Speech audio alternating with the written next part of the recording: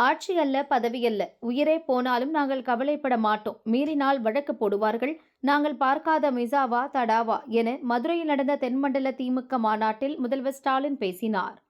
நாமக்கல்லில் மத்திய இணையமைச்சர் எல். முருகனுடன் அதிமுக முன்னாள் அமைச்சர் தங்கமணி ஆலோசனை நடத்தினார்.